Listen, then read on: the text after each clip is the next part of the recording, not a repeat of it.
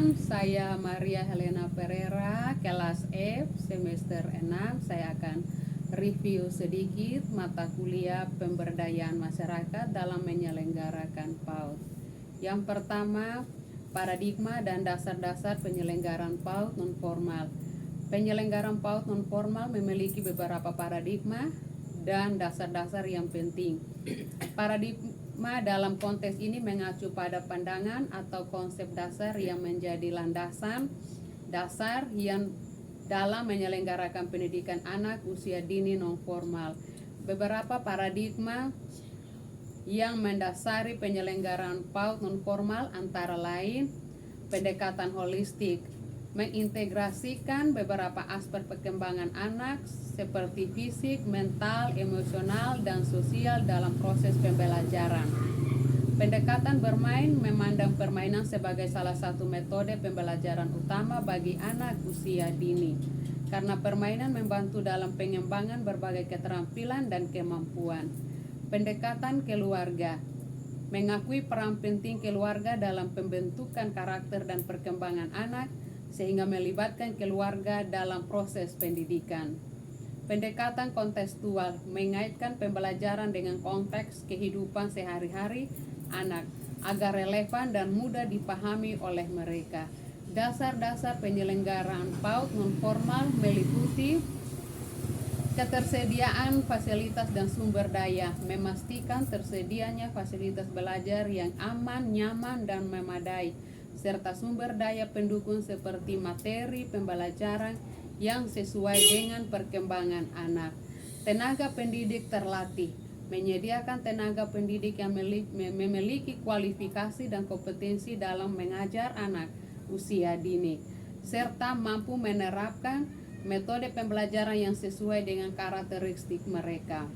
Kemitraan dengan komunitas, mengembangkan kerjasama dengan berbagai pihak seperti komunitas lokal, lembaga pemerintah, dan organisasi non-pemerintah untuk mendukung penyelenggaraan pendidikan anak usia dini. Pemantauan dan evaluasi berkala, melakukan pemantauan dan evaluasi secara berkala terhadap proses pembelajaran dan perkembangan anak guna memastikan keefektivitas program dan melakukan perbaikan yang diperlukan. Poin pertama sudah, selanjutnya poin yang kedua. Lanjut. Karakteristik konsep peserta didik dalam tenaga kependidikan PAUD non-formal. Dalam tenaga kependidikan PAUD non-formal, karakteristik konsep peserta didik mencakup beberapa faktor seperti usia, kebutuhan, perkembangan, minat, dan latar belakang sosial.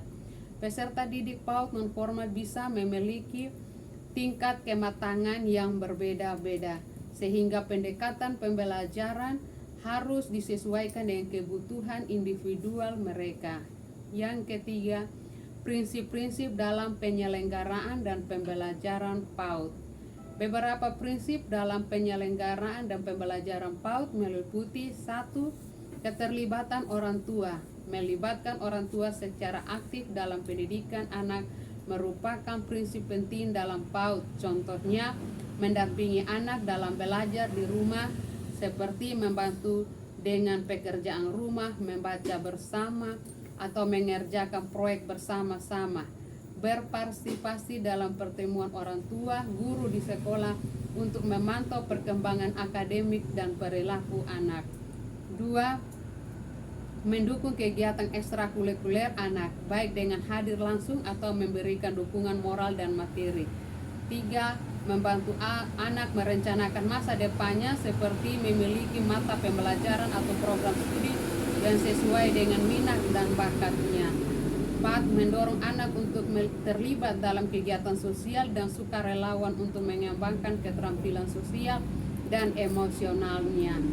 Yang kelima, memberikan dorongan positif dan pujian atas prestasi anak untuk memotivasi mereka untuk terus belajar dan berkembang. Dengan keterlibatan aktif orang tua, anak dapat merasa didukung dan termotivasi untuk mencapai potensi penuhnya dalam pendidikan dan kebutuhan secara keseluruhan. Yang berikut, pendekatan bermain.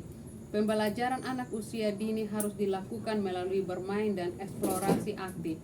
Contoh, misalnya aktivitas menyusun puzzle dapat mengembangkan keterampilan motorik halus sambil memperkuat kemampuan pemecahan masalah. 3. Pembelajaran berbasis pengalaman. Anak-anak belajar melalui pengalaman langsung dan interaksi dengan lingkungan sekitar. Contohnya, anak-anak dapat belajar tentang konsep sains dengan melakukan eksperimen sederhana seperti menanam biji dan mengamati pertumbuhannya. Mereka juga dapat belajar tentang kerjasama dan interaksi sosial melalui bermain peran atau berkolaborasi dalam proyek bersama teman-teman mereka. Yang keempat, keberagaman. Memahami dan menghargai keberagaman anak-anak dalam kemampuan, minat, dan latar belakang. Contohnya, mengakui dan merespon perbedaan minat anak-anak dalam aktivitas belajar. Misalnya memberikan berbagai pilihan kegiatan ekstrakurikuler yang mencakup olahraga, seni, dan sains. Mendorong kolaborasi dan kerjasama antara anak dengan latar belakang yang berbeda dalam proyek-proyek kelompok, sehingga mereka dapat saling belajar dan memahami perspektif satu sama yang lain. Menyediakan beragam materi pembelajaran yang mencerminkan keberagaman budaya, agama, dan pengalaman hidup anak-anak, sehingga mereka merasa dihargai dan terhubung dengan materi pembelajaran. Menggunakan berbagai metode pengajaran dan penilaian yang memungkinkan setiap anak untuk menunjukkan kemampuan mereka dengan cara yang sesuai dengan gaya belajar mereka masing-masing. Mendorong diskusi terbuka dan menghormati pendapat serta ide anak-anak, bahkan